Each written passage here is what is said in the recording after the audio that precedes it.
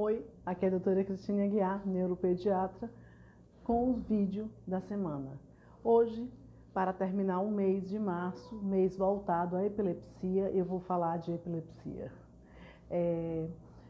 Fazendo um resumo geral, no Brasil, estima-se que nós temos por volta de 2 milhões de pessoas portadoras de epilepsia. É muita gente. Para as campanhas, para a assistência destas pessoas, ainda na rede pública nós temos muita coisa para conseguir. A distribuição adequada dos anticonvulsivantes, que facilitam o uso regular da medicação, o atendimento com o neurologista em locais apropriados e bem distribuídos, que ainda não existem, a facilidade para a renovação de receitas, que também é um problema que os pacientes possuem no seu dia a dia. Então, nós temos diversos entraves para o tratamento da epilepsia e nós não temos um número pequeno de pacientes no Brasil. Então, nós estamos pensando em por volta de 2 milhões de pessoas. Então, não é pouca gente. Então, nós temos muito que conseguir, temos muito que batalhar para melhorar o atendimento aos pacientes com epilepsia. Agora, o que eu queria deixar claro como um resumo geral. Desses 2 milhões de pessoas que possuem epilepsia, que é o número de pessoas estimadas, não é um cálculo tão real, já que nós temos muitas falhas na notificação, não é uma doença de notificação obrigatória, então por isso nós temos algumas falhas, estima-se esse número, podem ser mais ou menos, né? Mas o que é importante que as pessoas entendam, que destes 2 milhões, 80%, um pouco mais de 80%, a grande maioria, um número grande, a grande maioria, serão pacientes que vão ter suas crises controladas com o uso de um anticonvulsivante no início do seu tratamento. No início das crises convulsivas, ao procurar o neurologista, ao ser feito o diagnóstico, ao ser iniciada a medicação, terão um controle de crises. Porque 80% das epilepsias são de fácil controle. 20%, quer dizer, a minoria, não é a exceção, não é a regra, é a exceção. 20% desses pacientes vão precisar realizar troca da medicação ou associações para o controle de suas crises. Depois da associação, quem não controlou com as primeiras tentativas, vão ser provavelmente classificados como epilepsia refratária, o que será por volta de 5%. Quer dizer, 5% daqueles 2 milhões que nós começamos. Esses 5% serão classificados como epilepsia refratária. Quer dizer, epilepsia refratária ao uso de anticonvulsivantes.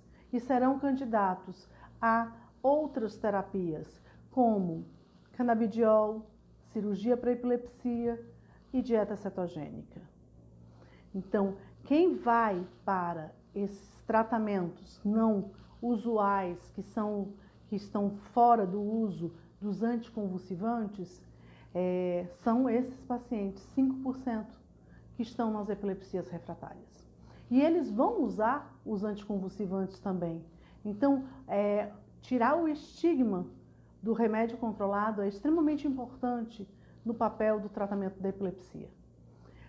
Tirar esse estigma de que o remédio controlado tem esse peso, tem uma coisa absurda, e também os pacientes, não existe um anticonvulsivante bom para todo mundo e não existe nenhum ruim para todo mundo. Então eu posso ter um paciente que usou o anticonvulsivante A e teve o controle total das crises e não teve nenhum efeito colateral. E esse mesmo anticonvulsivante A prescrito para outro paciente pode não ter feito o controle das suas crises ou pode ter dado um efeito colateral muito grave. Então, o anticonvulsivante, ele é escolhido por alguns critérios que o neurologista usa: idade, sexo, tipo de crises, tipo de alterações eletroencefalográficas, história, evolução, associações de outros medicamentos. Então, nós temos vários fatores, mas não devemos colocar um peso em cima dos anticonvulsivantes. Eles são a base do tratamento da epilepsia. Não existe tratamento de epilepsia sem os anticonvulsivantes. Sem o anticonvulsivante, só o VNS, só a cirurgia para epilepsia, só a dieta cetogênica, só o canabidiol. Não, isso não existe. Se coloca o VNS, se realiza a cirurgia para epilepsia, se coloca a dieta cetogênica em uso dos anticonvulsivantes. Quando nós temos um bom controle, nós vamos reduzindo o número de anticonvulsivantes e reduzindo a dose. E pode ser que eu consiga retirar completamente o anticonvulsivante, mas não é a regra. Na maioria dos casos da epilepsia refratária, ele fará uso ainda de anticonvulsivantes. Só que nós tentamos o controle das crises.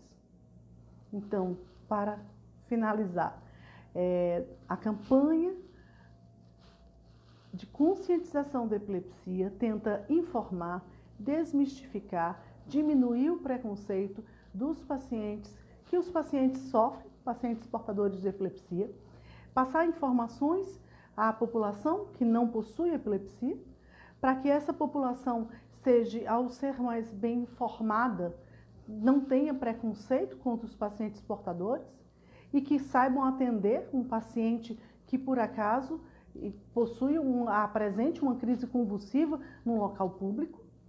E nós também tentamos que o próprio paciente com epilepsia, ele se sinta igual aos outros, que ele possua uma autoestima de que o uso do anticonvulsivante é um tratamento necessário para o controle das crises e que ele pode ter uma vida normal.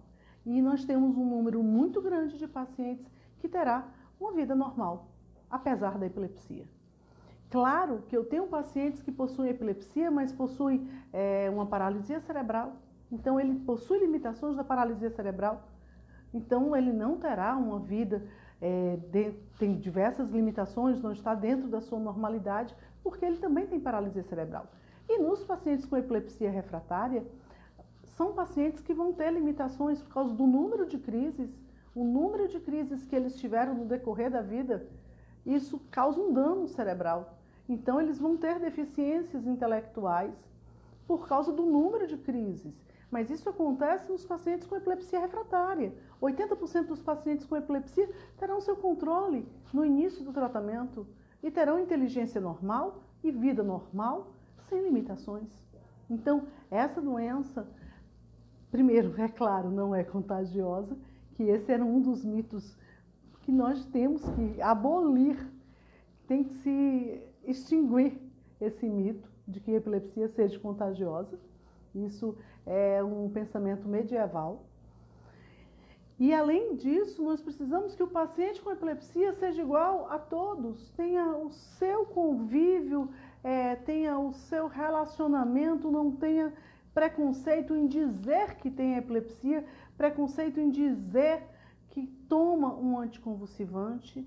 Eu quero uma sociedade onde um paciente que passe mal numa via pública seja atendido pelos outros, que tenham solidariedade, que tenham informação do que vão realizar, como vão atendê-lo, quais são os mitos, quais são as verdades dessa doença.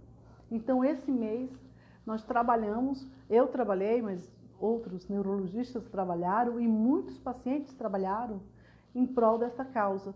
Claro que isso passa para o ano inteiro, porém a gente foca esse mês por causa do mês da epilepsia, por causa do Purple Day, que foi agora, dia 26 de março.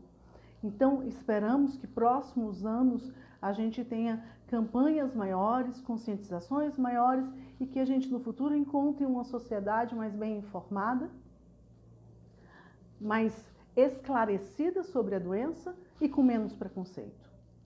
Então, nós podemos falar de epilepsia sem preconceito. Tá certo?